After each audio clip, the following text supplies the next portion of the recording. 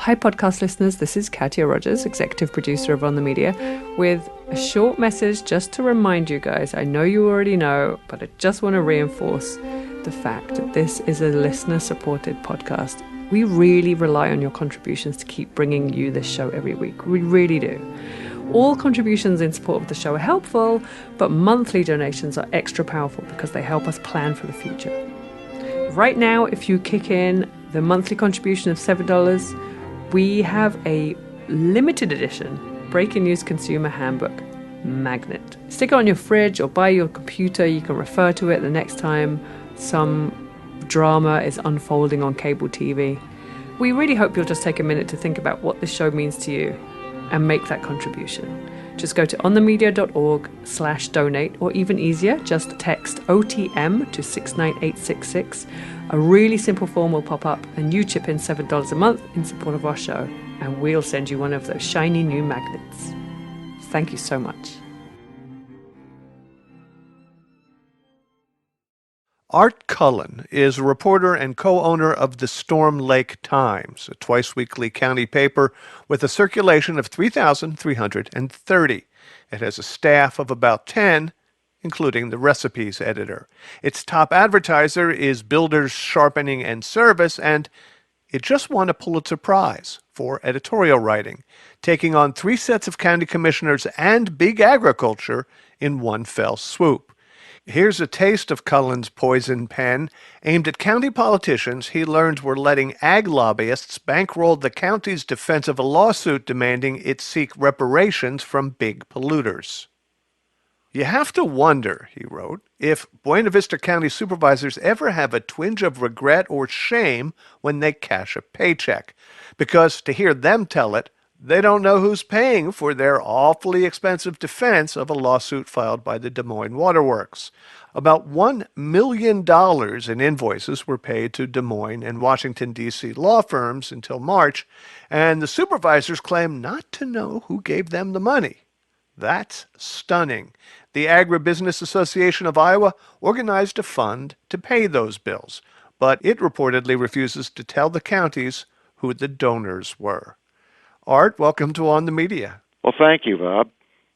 First of all, and I hope you won't find this to be an Easterner trying to be all cornpone and everything, but mazel tov. That's fantastic. Oh, great. Well, back at you, as we say in Iowa. All right, just such a David and Goliath story. Tell me about Goliath. We were taking on the Buena Vista County Board of Supervisors over a public records request to determine what their legal liabilities might be in a lawsuit filed by the Des Moines Waterworks against these 3 counties. And behind this fund were many of agribusiness's big names, including Monsanto and Koch Fertilizer. And that's the Koch brothers.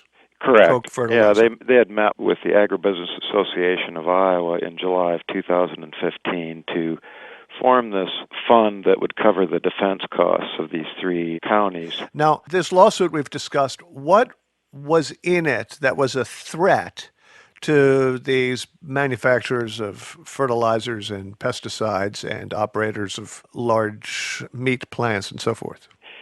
They were seeking to regulate drainage districts under the Clean Water Act.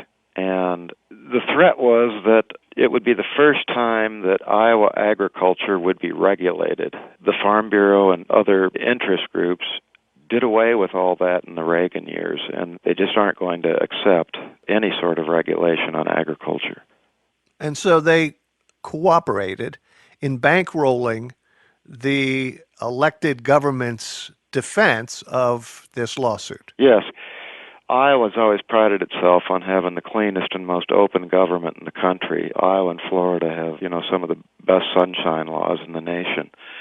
And it was really offensive that dark money is now entering our court system, not only our political system, but our court system. And we didn't elect the Farm Bureau or the Agribusiness Association of Iowa or Koch Fertilizer. We elected a 5-member board of supervisors. You did shame the dark money out of the system, though, didn't you? When you revealed that they were funding the lawsuit on behalf of a duly elected governmental body, they backed Yeah, off. they didn't want to back down, but we had them backed into a corner through the Iowa Public Records Law and the Iowa Freedom of Information Council, with the assistance of Mike Giudice, a great attorney from Des Moines, helped us out at no cost to convince these county officials that they were heading straight into a violation of the Iowa Public Records Law, and they knew it. Tell me about any backlash. Anybody put a cherry bomb in your mailbox or worse? Mainly, these big interests just ignored us for 3 years. And until the lawsuit was filed, nobody was really paying attention to these issues. And I would argue that they still aren't. They don't really care what we think, and so I don't think there was much blowback. They were just saying, this is some little weekly out in the sticks, forget about it. Well, then we won a Pulitzer Prize, and now they're feeling a little more heat, maybe. Iowa, as a state, was very much Trump country, at least in the general election. Does your audience want to hear you agitating against these gigantic institutions that make the economy there hum? Well, this is Farm Bureau country, and it's not necessarily a popular position to take. But on the other hand, Iowans are pretty smart people. It's also the most literate state in the country, and everybody reads community newspapers, and they take it seriously, and they think. And the Des Moines Register poll, the Iowa poll, which is the most respected poll in politics, showed that nearly 70% of Iowans agreed with the Des Moines Waterworks position, including strong majorities of people who live in small towns like Storm Lake and who live very close to agriculture and were best friends with a lot of farmers like I am. A lot of farmers have told me, congratulations for winning the award. You're my bud. Everybody agrees we have dirty water in Iowa, but nobody agrees on what we should do about it. Since the election, there's been a lot of talk about bubbles, liberals talking to liberals and listening only to liberals, conservatives doing the same. Never the twain do meet. Do you think that this polarization is real? Yes. I live in the 4th Congressional District in rural northwest Iowa, and our congressman is a guy by the name of Representative Steve King. And it's very interesting that it plays out here just like it plays out across the country. Storm Lake, a town of about 10 to 15,000 people, votes against Steve King every election and votes for Barack Obama and Hillary Clinton. However, the Buena Vista County, where we're the county seat, voted for Trump and for Steve King. And so in a county of 22,000 people, you can see that national red-blue thing going on. In Storm Lake itself, you have a heavy population of immigrants who are there working in the various agriculture industries, right? Yes, about 88% of our elementary school are children of color, and we speak about 21 languages in Storm Lake. It's the most diverse city in the Midwest. I'm not kidding. Maybe the only city more diverse might be El Paso, but I think we have more people from Asia and Africa and every place else. What role does the Times play, that is the Storm Lake Times, in keeping channels of communication open, or is there any such thing? Well, community newspapers across Iowa kind of keep communities woven together and on the same page, as it were.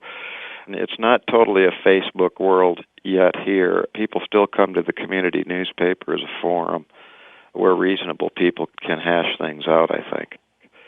We don't pay a lot of attention to political news on our front page. We do on our editorial page, and there I take a very strident view.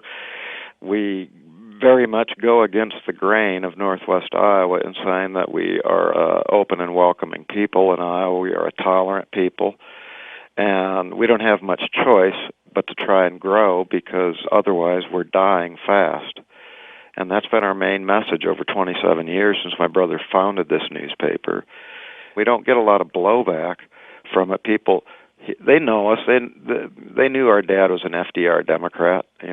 He ran on the Kennedy ticket here in Storm Lake in 1960 for the state legislature. They know I can't stand Steve King or Donald Trump, and they accept that. Are they dismissive of anything that is printed in the Storm Lake Times, including the tractor ads? I think that King voters are dismissive of our editorial page in general, just as I'm dismissive of a lot of Daniel Henniger's columns in the Wall Street Journal. I think people are dismissive of me, and that's all right.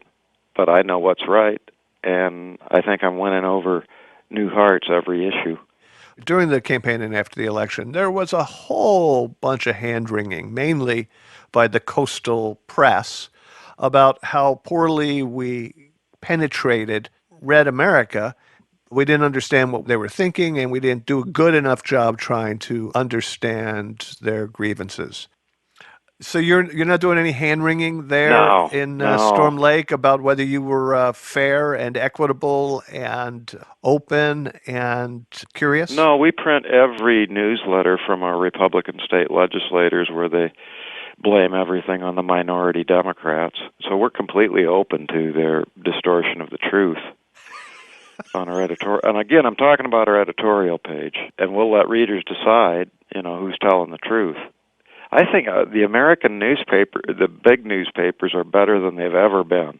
I think the Washington Post is better than it was under Ben Bradley right now. It's bigger, it's got more muscle.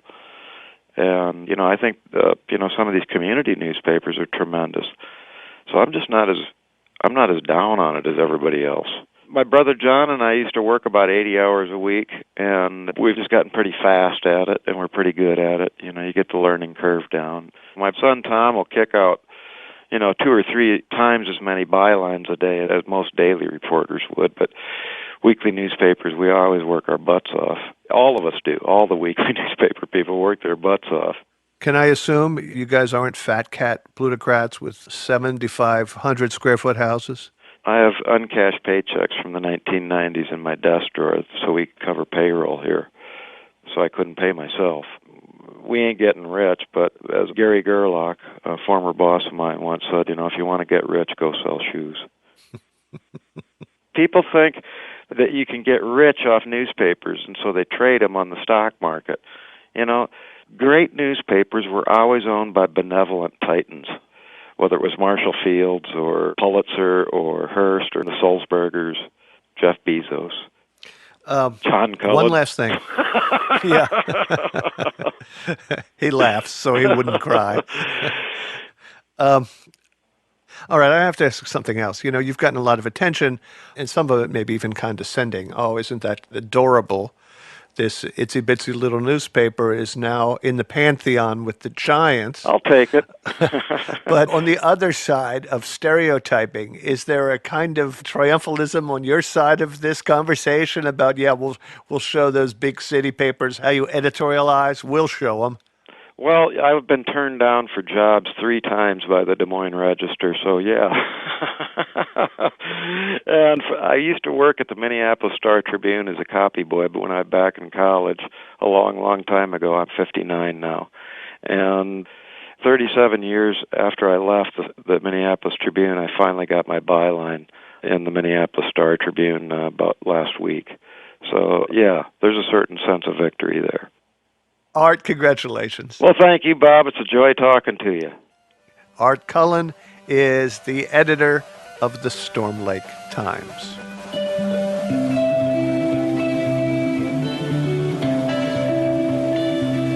This has been an On the Media Podcast Extra. I'm Bob Garfield.